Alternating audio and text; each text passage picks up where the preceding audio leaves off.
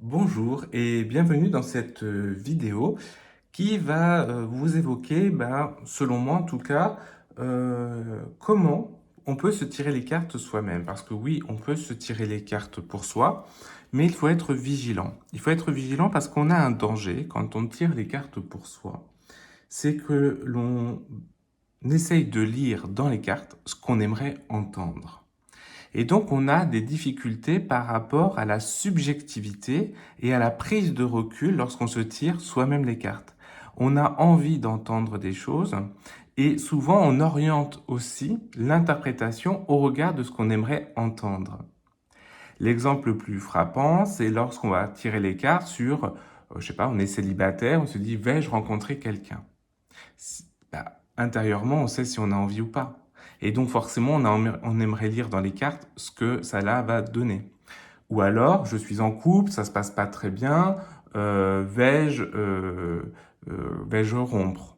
Et on sait que là, on est arrivé à la fin, à un point un peu délicat, et donc on a envie de lire dans les cartes que oui, par exemple, on veut rompre.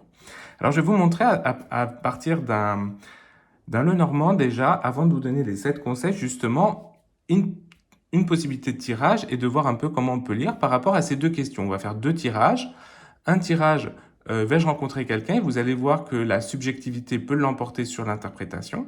Et puis, vais-je me séparer? Et on va voir encore une fois que ça peut aller. Ça peut, prêter à confusion. Alors là, je mélange. Donc là, c'est un exemple. On imagine, je suis célibataire et je dis, vais-je rencontrer quelqu'un? Vais-je rencontrer quelqu'un? Alors je fais à la coupe. Donc je regarde un peu la carte à la coupe. Je vois le tombeau. Je vois le tombeau. Et je vois la clé. Donc là, moi je me dis, oh, pardon.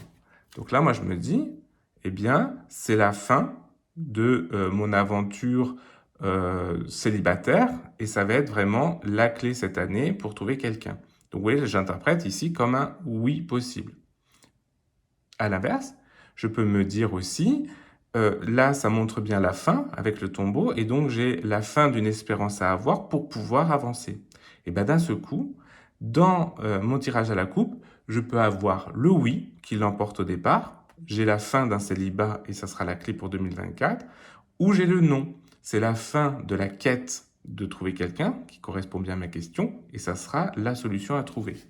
Donc on voit que déjà à la coupe, je peux orienter au regard de ce que je souhaite lire ces cartes-là. Donc je vais ensuite faire un tirage.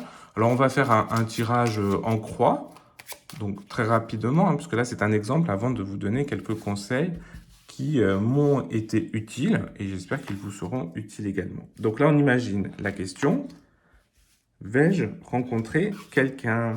Donc vais-je rencontrer quelqu'un? On attend une réponse par oui ou par non.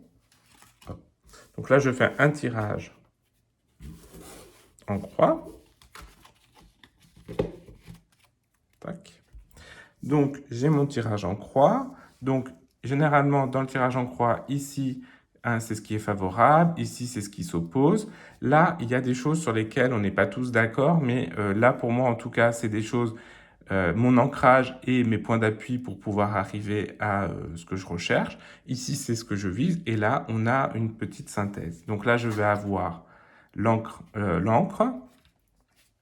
je vais avoir le jardin, je vais avoir le partenaire, je vais avoir les monts et je vais avoir le renard. Donc là, on peut se dire, donc je vais le faire dans les deux sens, vous allez voir, on va se dire, oui, je vais rencontrer quelqu'un. J'ai déjà dans mon esprit, parce que je suis déjà dans ma subjectivité que j'ai envie de lire ça, je vais être dans un oui. Déjà, j'ai une grande force en moi, puisque c'est une question vraiment qui est quelque chose de très insistant pour moi, et donc c'est vraiment mon ancrage intérieur important. Donc là, je suis vraiment sur quelque chose qui m'anime, cette recherche de cette rencontre. Mais on voit que ce qui va être compliqué, c'est peut-être aussi au niveau social, avec les réunions, etc. Donc peut-être que je ne participe pas à à assez de réunions, à assez de fêtes, à assez de rassemblements. Voilà. Donc là, ce qui est pour moi, c'est qu'il y a bien un homme en chemin, puisque c'est quelque chose qui me rejoint, c'est quelque chose qui va vers moi. Et ce que je vise, c'est vraiment de pouvoir passer cette étape pour pouvoir progresser. Et donc, c'est aller au-delà de l'obstacle. Et donc là, il faut que j'arrive à m'animer, à me positionner pour pouvoir justement franchir cet obstacle-là. Et donc, peut-être que ça arrivera avec un peu plus de réunions. Eh bien, la réponse est oui, à partir du moment où je vais faire plus de réunions, plus de rassemblements, participer à plus de fêtes, à plus d'actions sociales, être vraiment en lien avec les autres. Là, je viens de répondre à un oui à ma question. Maintenant, je peux dire aussi, j'ai un ancrage fort, je reste sur le même principe, j'ai un ancrage fort, et on voit que cet ancrage, il est vraiment important pour moi de savoir si je vais rencontrer quelqu'un. Pour autant, on voit que la difficulté, c'est par rapport à ces réunions qui sont peut-être pas assez nombreuses, ou au niveau de les fêtes, au niveau de la rencontre, du lien, du relationnel. J'ai peut-être un travail à faire sur le relationnel, il y a quelque chose qui ne convient pas là. Et donc, ce que je recherche, c'est vraiment cet homme-là, c'est vraiment ce qui est ancre en moi, et c'est vraiment ma force, c'est que je sais qui je veux comme partenaire, je sais quel type de partenaire je veux, mais on voit qu'il va y avoir des difficultés, on voit qu'il y a des épreuves, on voit qu'il y a des obstacles, et donc pour l'instant en tout cas, il faut que j'arrive à être un peu plus en retrait, il faut que je me positionne un peu en stand-by, parce qu'on voit que pour l'instant c'est un peu trop compliqué. Donc la réponse serait plus pour un non pour le moment. Dans les deux cas, j'ai pu interpréter les cartes de manière à ce qu'elles correspondent à ce que je souhaitais. Et on voit bien que ma subjectivité a parlé pour moi. Maintenant, je vais faire un autre tirage. Donc, encore une fois, c'est un exemple. Je vais faire un autre tirage où cette fois-ci, je vais me dire, je suis en couple, ça va pas très bien avec ma compagne, j'ai même peut-être rencontré quelqu'un d'autre, et je pense que j'ai envie de me séparer de la personne, mais c'est difficile de prendre cette décision. Donc, c'est en gros, la question que je vais poser aux cartes, c'est vais-je me séparer? Intérieurement, peut-être que j'attends un oui. Regardez, l'ami fidèle, donc on voit bien qu'il y a quelqu'un à nos côtés. Donc ça veut dire que là, j'ai bien rencontré quelqu'un, un confident avec qui je suis. Donc ça peut être oui, mais ça peut être le non. J'ai une loyauté, une fidélité à avoir. Alors, on peut faire un autre tirage qui serait par exemple un tirage. Bon, là, je ne fais pas la coupe, mais vous avez compris le principe. Donc là, je vais prendre 3 cartes. Je vais faire un autre tirage. Je vais prendre 3 cartes. Je vais me dire, est-ce que je vais me séparer? Est-ce que je vais me séparer? Je regarde les cartes. Le serpent, donc une situation un peu délicate ou une relation toxique. En amour. Et au niveau de l'union. Vous voyez, déjà, j'espère que c'est pas pour moi parce que je suis marié. Donc voilà. Alors, on voit bien qu'il y a une relation toxique qui est là, une situation toxique ou une personne toxique qui est à nos côtés. Donc, il y a un événement un peu néfaste qui concerne les sentiments amoureux et donc la relation à l'autre. Ici, c'est assez facile de l'interpréter sur le oui ou le non qu'on veut. On peut se dire que la relation toxique, c'est par rapport aux sentiments amoureux avec mon conjoint ou ma conjointe, puisque c'est celle avec l'alliance, ou on peut se dire que pour l'instant, il y a une relation toxique, et donc il faut que je me libère c'est ce que je dis là, il faut que je me libère de cette relation toxique, et que je reste avec mon amoureux, qui lui est quelque chose de fixe. On voit que la relation, elle peut être sur des sentiments naissants, mais que ce n'est pas une bonne relation qui arrive. Et j'ai dit tout à l'heure, en faisant les cartes, que j'avais rencontré quelqu'un. Donc on peut se dire, soit ce serpent représente notre situation actuelle, et donc il faut qu'on se désengage de notre relation amoureuse établie, parce que la situation est malsaine. Soit je considère que c'est la rencontre que je viens de faire qui est vraiment une rencontre qui me perturbe au niveau de l'esprit, mais que ce qui est important, c'est le cœur. Donc vous voyez qu'on peut interpréter dans les deux sens. C'est la grande difficulté lorsqu'on se tire soi-même les cartes. Alors moi, je vous donnerais peut-être 7 conseils ou 7 choses qu'on peut mettre en place pour essayer de pallier ces difficultés et essayer de se décentrer au maximum.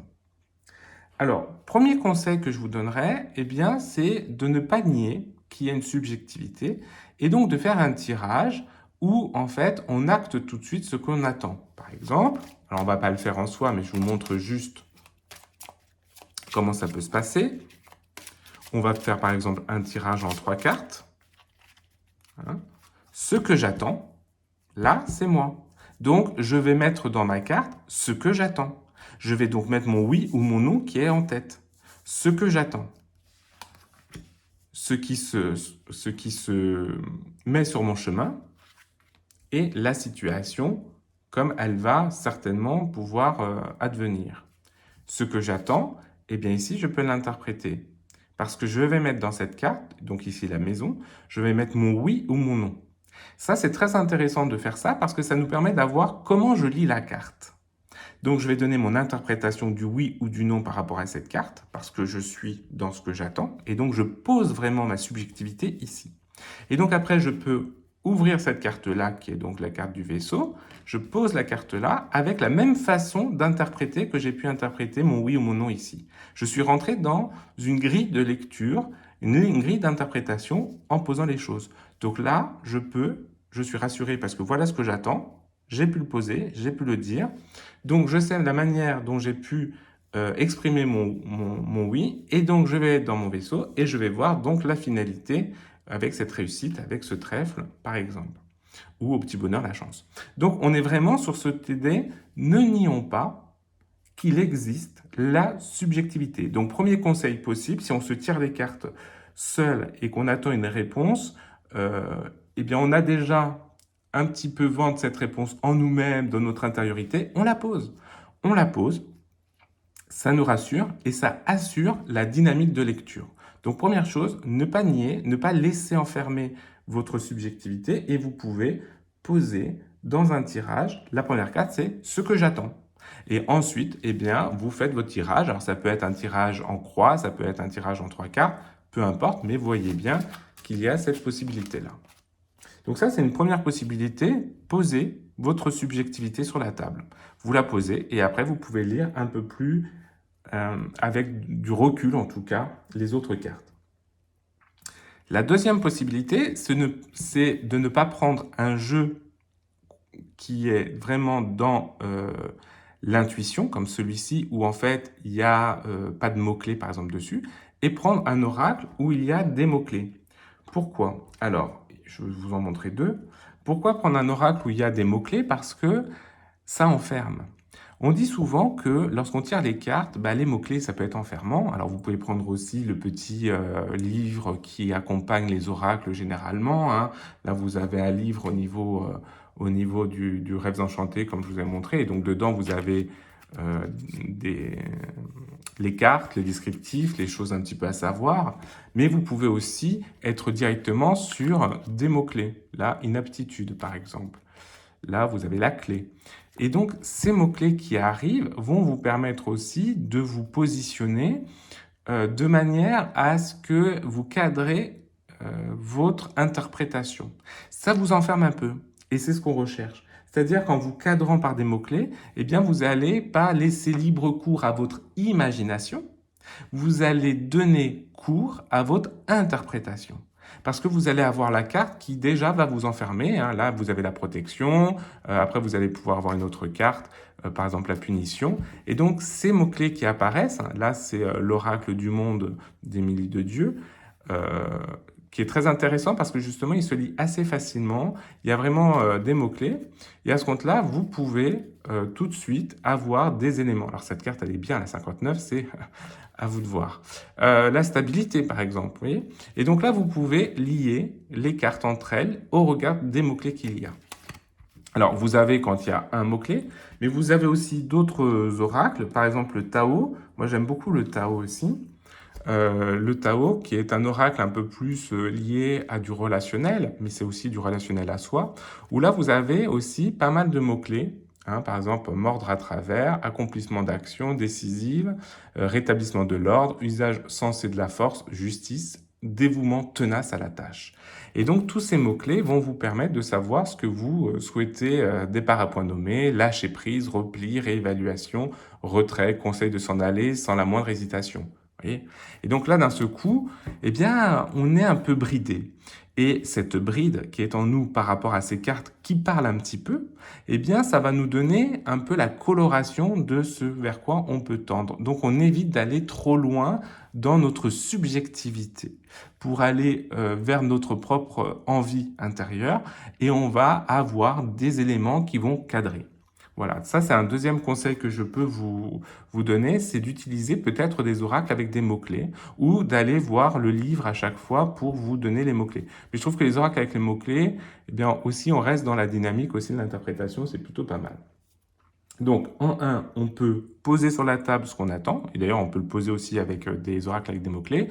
En 2, on peut utiliser un oracle avec des mots-clés. Ça, c'est un deuxième conseil que je pourrais vous donner. Le troisième conseil, c'est aussi de poser des questions peut-être étendues, poser des questions ouvertes. Ne pas faire des oui-non. Parce que les questions ouvertes, même si vous avez envie d'avoir comme réponse oui, je vais rencontrer quelqu'un, eh bien, par exemple, comment va se dynamiser ma vie sentimentale en 2024? Eh bien, je vais laisser libre cours, en fait, à ce qu'on va me donner dans les cartes. Et donc, je ne vais pas l'interpréter par du binaire oui, non, mais par des thématiques, des événements, des questionnements. Donc, on peut faire un tirage en 3 cartes, un tirage en 5 cartes, un tirage, un x3 si on veut, donc un carré de 3, donc 9 cartes au niveau du Lenormand si on le souhaite. Et donc ces cartes-là vont nous permettre aussi de pouvoir nous dire, eh bien, je n'attends pas un oui et un non, mais je vais attendre vraiment une dynamique de réponse. Donc ça, c'est intéressant. Donc premier conseil, on pose la carte, on pose ce qu'on souhaite. Deuxième conseil, on utilise un oracle avec des mots-clés où on se réfère au petit livre. Je préfère les oracles avec les mots-clés, on reste dans la dynamique de l'interprétation directe. En troisième, on fait peut-être pas un oui-non qui est très binaire et le binaire, il est vraiment en nous. Alors que comment va se dérouler notre vie sentimentale, forcément on souhaite peut-être une rencontre, voilà, c'est indéniable. Mais par contre, les cartes, elles vont nous donner ce qu'elles ont envie de nous donner. Les cartes ne mentent pas. L'interprétation peut se jouer par contre. Donc il faut vraiment pouvoir un peu se libérer de ça. Donc ça, c'est un troisième élément que je pourrais vous donner. Le quatrième, c'est de différer.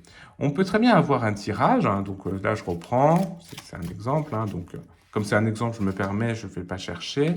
Donc j'ai mon tirage en croix, j'ai ma question qui est ouverte ou fermée. Bon, généralement, un tirage en croix, on est souvent sur une question d'une dynamique ou sur une question fermée. Et donc, j'ai mon tirage en croix. Ce que je vais faire, c'est que je vais relever la lecture des cartes. Ce que me dit la croix, généralement quand je fais des cartes pour moi ou pour les autres, ce que me dit la croix, ce que me dit la lune, ce que me dit le couple croix et lune, ce que me dit le soleil, ce que me dit croix et soleil, ce que me dit lune et soleil, etc., etc. Je fais ce travail-là de lecture de cartes, des lectures cartes seules et des lectures de cartes en binôme. Et je diffère. Ça, c'est mon quatrième conseil, c'est parfois de différer l'interprétation de la lecture. Je lis les cartes, je peux prendre en photo, je peux laisser le jeu ouvert comme ça pendant quelques temps, et je reviens après. J'ai pu mettre en place vraiment toute l'atmosphère de ce tirage, et je vais voir après ce que me dit le tirage, et je vois si ça me paraît pertinent ou non au regard de la lecture que j'ai pu faire des cartes en amont. C'est-à-dire ne pas vouloir aller tout de suite, très vite, dans l'interprétation, où je vais acter beaucoup vers ce que je souhaite avoir comme réponse au moment du tirage. Et c'est-à-dire avoir ce moment un peu où on prend de la distance. Et cette fois-ci, on prend de la distance temporelle, où on laisse un peu de temps après avoir lu les cartes. On lit les cartes, on interprète la carte et les cartes en couple, et après, on prend un temps avant de dire, bon bah voilà, ça veut dire ça. On prend un temps, un petit temps de pause, et on revient là-dessus. Donc ça, c'est mon quatrième conseil qu'on peut avoir, c'est de poser et de différer. Le cinquième conseil que j'aurais à vous proposer, c'est d'utiliser un tirage toujours structuré et organisé. C'est-à-dire, par exemple, là, je fais le tirage en croix. Eh bien, je fais le tirage en croix toujours avec la même dynamique. Ici, c'est ce qui est vraiment, je sais pas moi, le constat de départ. Ici, ça va être ma dynamique d'arrivée. Ici, c'est mes aides. Ici, c'est ce qui s'oppose à moi. Et là, c'est ce que ça peut donner en termes de conclusion. Et donc là, on voit que quel que soit le tirage de oui-non que je vais faire, j'aurai toujours un pour un même tirage de la même démarche de lecture. Donc je vais m'organiser, non pas pour être un petit peu au doigt levé en me disant, bah voilà, aujourd'hui je vais tirer 3 cartes et tiens, je vais imaginer que la première ça veut dire ça, la deuxième ça, la troisième ça. Non, ça veut dire qu'avant, je sais que je vais tirer 3 cartes. La première, ça sera ce que je pose. La deuxième, c'est ce qui va se vivre. La troisième, c'est ce qui va arriver. On peut aussi avoir, voilà, je pose 5 cartes. Voilà la première, ce qu'elle évoque, la deuxième, ce qu'elle évoque, troisième, quatrième, cinquième, avant même le tirage. Et je reste toujours dans cette interprétation, et ça c'est important, j'aurais pu le mettre en premier au niveau des conseils, il n'y a pas d'ordre, mais c'est un cinquième conseil que je pouvais vous donner, c'est d'utiliser des tirages qui sont déjà organisés et structurés. De même, c'est d'avoir, lorsque vous utilisez un oracle, déjà identifié pour vous des mots-clés sur chacune des cartes et ne pas changer de dynamique de carte au regard de votre question. C'est-à-dire que si pour vous la croix c'est la dynamique de deuil, eh bien ça restera la dynamique de deuil, quel que soit le tirage. Si la croix c'est la spiritualité, ça restera la spiritualité. Si la croix c'est la fin, ça restera la fin. Vous voyez? Donc il faut toujours avoir pour un même tirage, une même structure et avec une même thématique sur chacune des cartes que vous allez tirer, à chacun des emplacements que vous allez avoir, et deux, avoir toujours les mêmes mots-clés qui reviennent au niveau des cartes. Ça, c'est important parce que ça éloigne la subjectivité puisque vous venez imposer un cadre. On revient toujours à cette idée de cadre. Donc ça, c'est un cinquième conseil que je pouvais vous donner. Le sixième conseil que je vous donnerai, c'est aussi d'entraîner le perfectionnement par en fait une lecture des cartes régulière sans attendre de devoir chercher, identifier une réponse précise à une question. Souvent, quand on décide de se poser les questions pour soi, c'est quand on est face à un dilemme, à un choix, à une difficulté. Alors, quand on est face à un dilemme, un choix, une difficulté, parfois, on va aller trop vite en besogne. On va aller directement à la réponse. J'ai vu dans une vidéo sur YouTube, et ça m'a marqué, quelqu'un qui avait fait un tirage pour elle, voilà, très bien, et elle tourne une carte, et là, elle dit, ah, bah le conflit, ah bah c'est normal parce que là, ça va être sur les vacances, et donc je vais être en conflit avec mon mari sur la destination. Ben là, elle n'a pas fait d'interprétation. Elle a lu ce qu'elle avait envie de lire au regard de sa connaissance. Par contre, si on se dit, ben voilà, habituellement, quand je tire les cartes, quand je tire la carte conflit, ben, je sais que je me pose des questions. Est-ce que le conflit, ça va être en moi, à l'extérieur? Est-ce qu'il va y avoir un conflit avec mon premier cercle, mon second cercle? Est-ce que ça va être au travail, dans ma vie sentimentale? Et ben, d'un coup, puisque j'ai l'habitude de tirer les cartes quand il n'y a pas de notion importante derrière, quand je n'ai pas d'inimique de vacances, etc., eh bien, je m'ouvre à la possibilité. Je m'ouvre au choix. Je m'ouvre au questionnement. Il y a donc une importance, et c'est pour ça que plus on tire les cartes pour soi quand il n'y a pas d'éléments attendus, plus on arrive aussi à se décentrer rapidement, où on va avoir en fait tendance à chercher justement entre la lecture de la carte et notre interprétation tout le champ du questionnement. Et c'est ça qui est important. Et c'est parfois ça qu'on met très vite à côté parce qu'on va aller directement à la réponse. Or, on sait bien qu'il faut prendre le temps aussi de poser les questions. Voilà, l'obstacle qui est là, voilà, est-ce que ça va être un obstacle interne, hein, parce qu'on a aussi l'intériorité possible avec la Lune, est-ce que ça va être par rapport, voilà, à une inconstance? Et ben, toutes ces questions-là, eh bien, je prends le temps de le faire parce que j'ai l'habitude de faire des tirages où j'utilise le même jeu, une même dynamique au niveau du tirage, par exemple, et donc je vais rentrer de plus en plus dans cette démarche-là. Et donc c'est intéressant, en sixième conseil que j'aurais, c'est de faire des tirages même quand vous avez, et surtout quand vous n'avez pas de questions, et donc vous n'avez pas de réponse attendue. Comment va se dérouler ma dynamique de vie sentimentale quand vous n'avez pas de difficulté à vivre votre vie sentimentale quelle qu'elle soit? Eh bien c'est intéressant parce que vous n'attendez rien. Et donc derrière, vous ne prenez que ce qu'il y a à prendre. Et donc vous allez pouvoir vous questionner. Et ça c'est vraiment très important. Donc faire des tirages de temps en temps, lorsqu'il n'y a pas forcément de questions de fond où vous attendez vraiment une réponse très importante.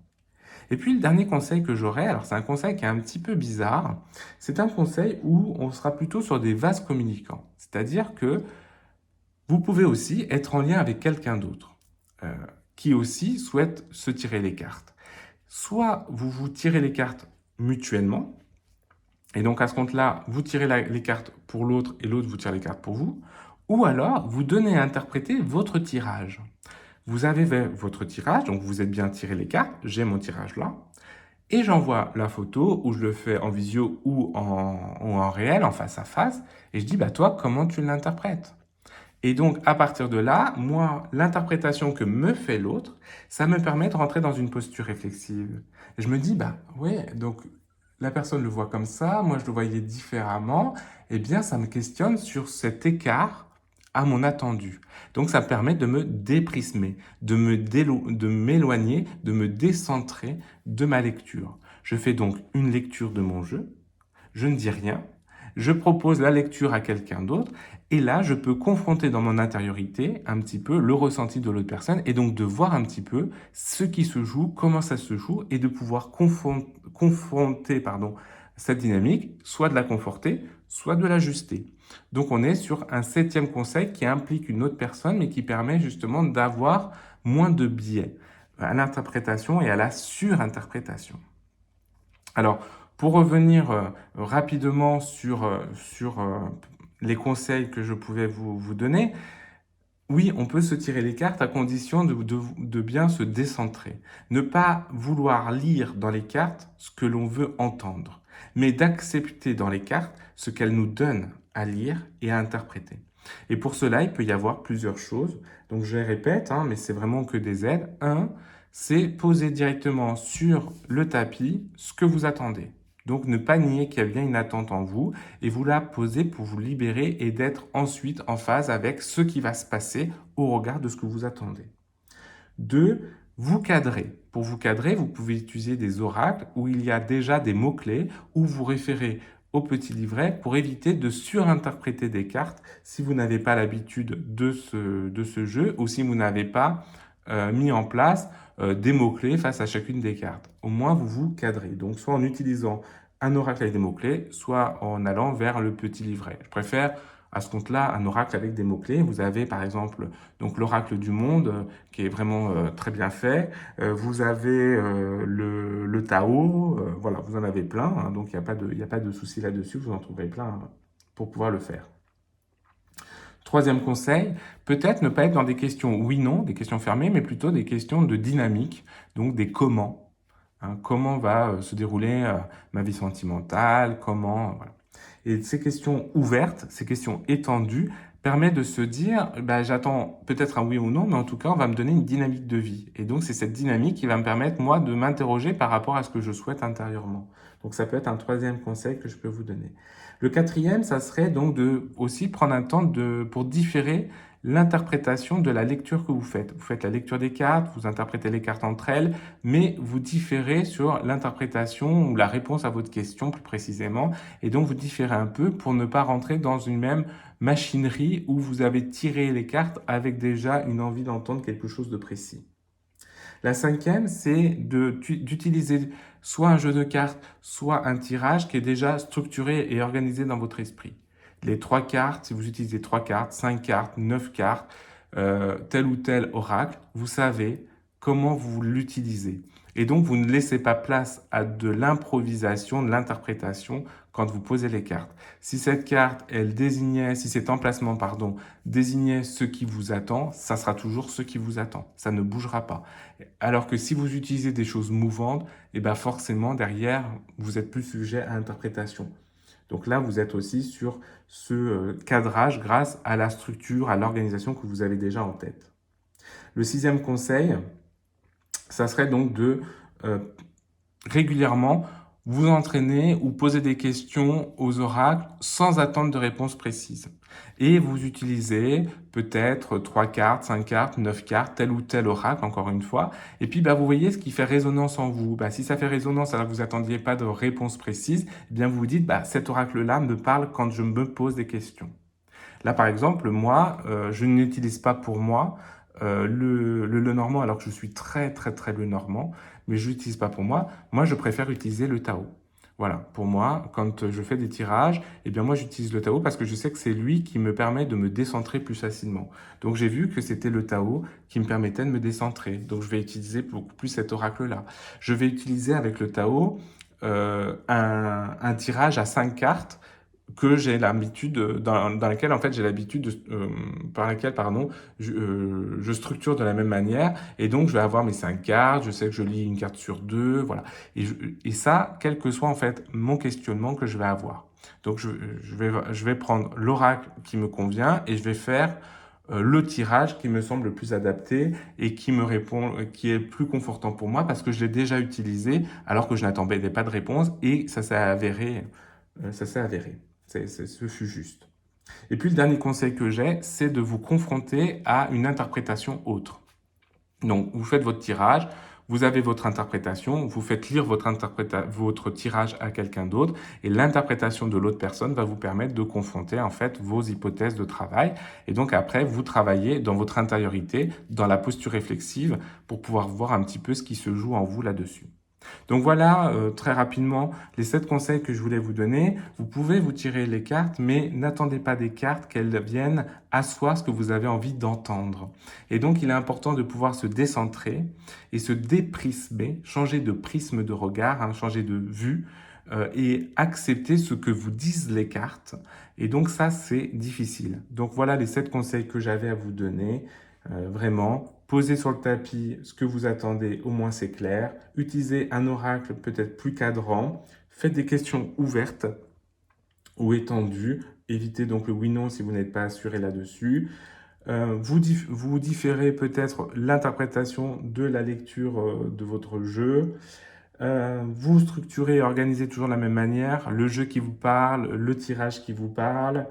Vous posez des questions aux oracles, même lorsqu'il n'y a pas d'éléments de réponse attendus, pour justement regarder comment ça se vit, comment vous le ressentez, sans enjeu majeur derrière. Et le 7e, eh bien, vous confrontez votre interprétation à l'interprétation d'autres personnes. Voilà, moi, en tout cas, les 7 conseils que je voulais vous donner pour vous tirer les cartes, de manière à ce que ce ne soit pas vraiment vous qui parliez dans les cartes, mais les cartes qui vous parlent en vous. Et ce qui est quand même assez attendu lorsqu'on se tire les cartes. J'espère que ça a pu vous accompagner. Je vous souhaite en tout cas une très bonne journée et je vous dis à bientôt.